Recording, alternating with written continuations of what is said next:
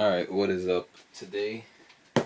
My Hotchkis Sway bars obviously came in, so I'm gonna do an unboxing and hopefully, eventually, we'll get to install them today.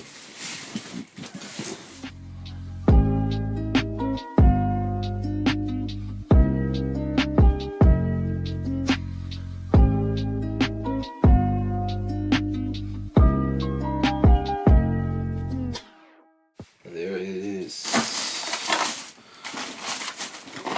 Additional parts inside. These are for my high flow cats that I'm going to be throwing on the car in the future. Alright. Out of here.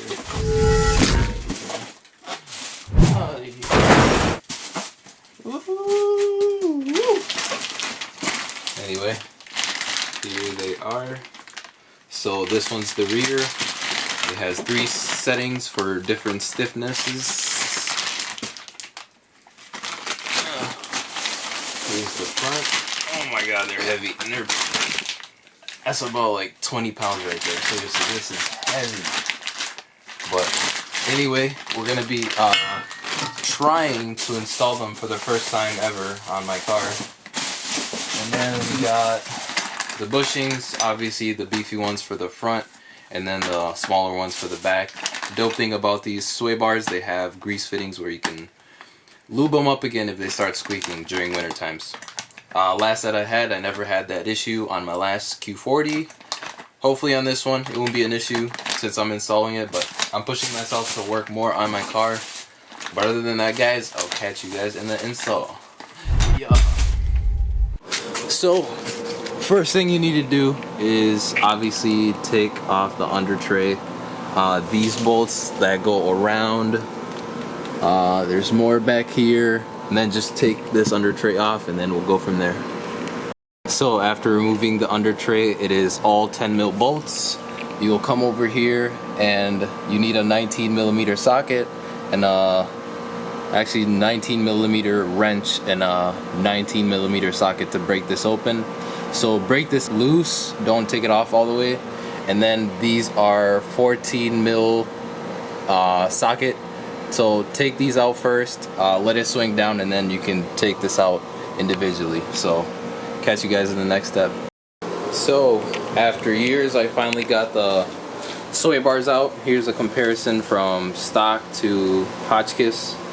They look pretty much the same, but this one's a little more beefier compared to the stock one. This one's a little bit lighter and a little bit skinnier. But 14mm over here, it is a deep socket. Impact gun or breaker bar will get this off.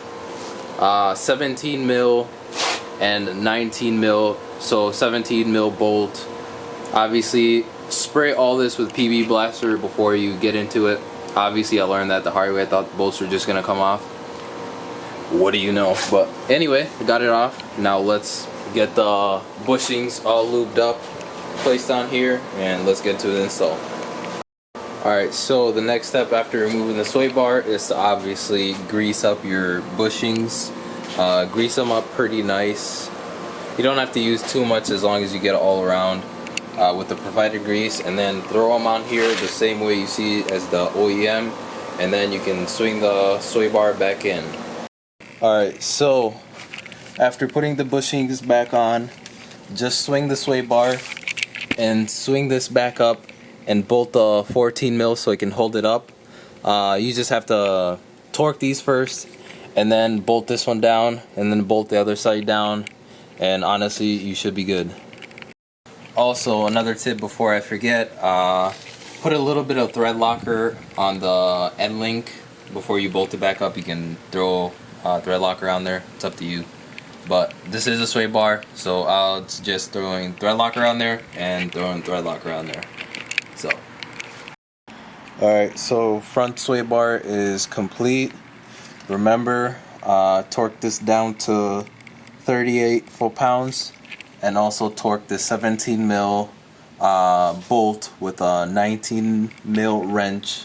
Make sure you torque it down to 68 foot-pounds of torque, and then put your under tray back on, and then you are done. Onto the back.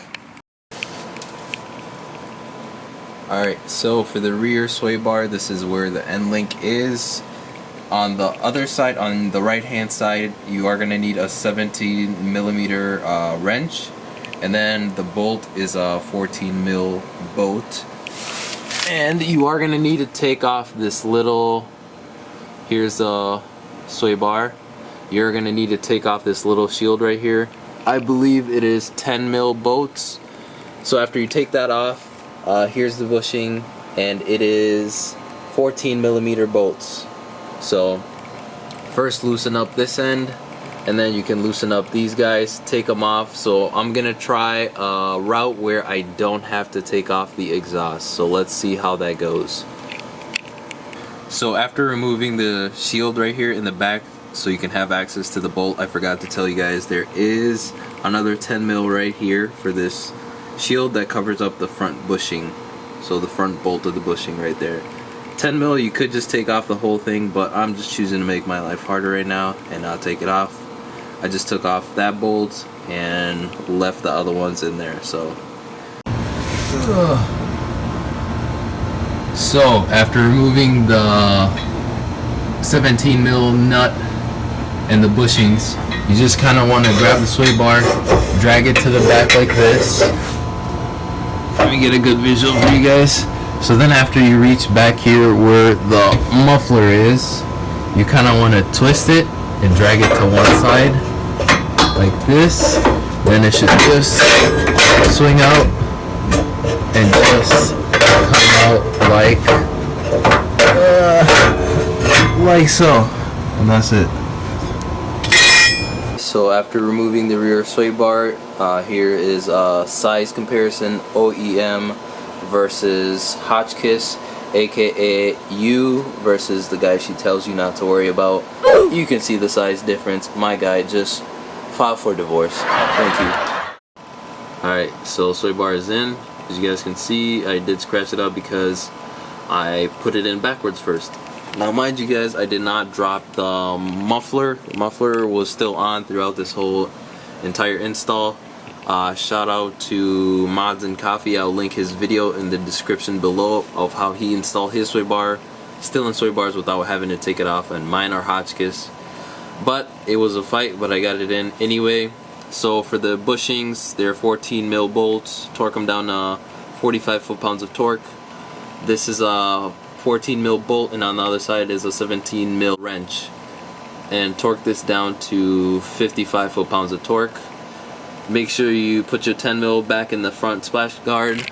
Reinstall the rear splash guard, this one, 2 10mm, and that should be it. Get out on the road, enjoy your car. Alright, what is up guys? Just thought I'd throw in a sway bar video on how the car reacts with sway bars on. Now mind you, the whole car stock, it's not tuned. It is pretty much just upgraded sway bars, and that's it. I got lowering springs coming in the next week. I'll do an install video and do another reaction video of how the car drives with both sway bars and lowering springs. But other than that, let's get right into the video. So we're gonna throw it in sport mode. Gonna play with the paddle shifters. Whoa! Gotta make sure we in sport. And then we gotta be careful, cause you know, Chad out here using the road as his sidewalk when there's one right there. But that's cool.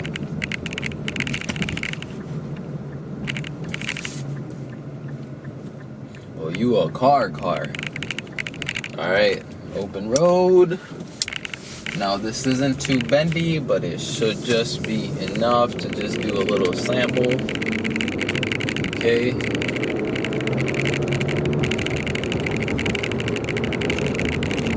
Okay, there's a little turn here.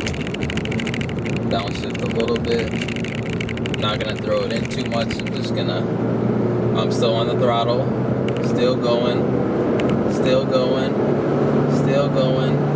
My God.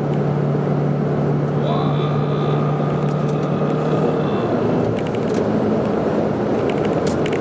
Honestly, if you ever get an Infiniti or a sports car in general, unless you have good sway bars from the factory.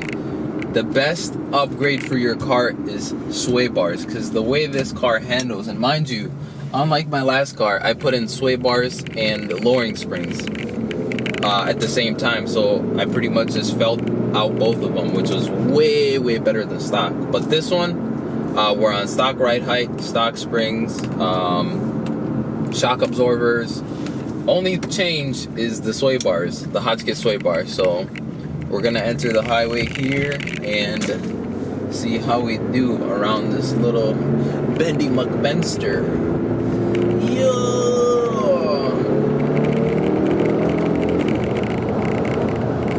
Yeah, the car really like knows how to like handle itself. And then we're gonna go back on this Normandale exit. Hopefully this guy sees me. And just like that, crank it up. The car just handles, it gives you confidence, in all honesty. Here we go. Right by the line, small bump. Handles like as if it's nothing. Alright, there's one last turn coming right up here.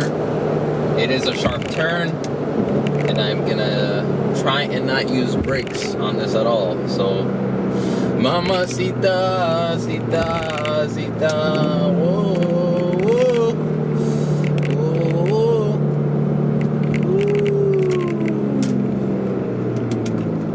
whoa. Well, that is the conclusion of the sway bar video. After this, we are going to go back up and then go right back into the parking garage. But hopefully you guys enjoyed the reaction to the sway bar, or how the car handles. I know you can't really tell off of the camera, but I'm trying to invest in a GoPro so I can give you guys like better POV, and also better POV when we go to Mexico, Guadalajara. So yeah, other than that, my overall reaction to the sway bars is they're literally the best modifications that you can throw on your car. Like, first mod, if we're not talking about power, we're talking about handling, is sway bars are the way to go. But other than that, guys, I'll catch you guys in the next video when I do install my lowering springs and I do take the car back out for a drive. Thank you guys for tuning in, and check you guys on the next video.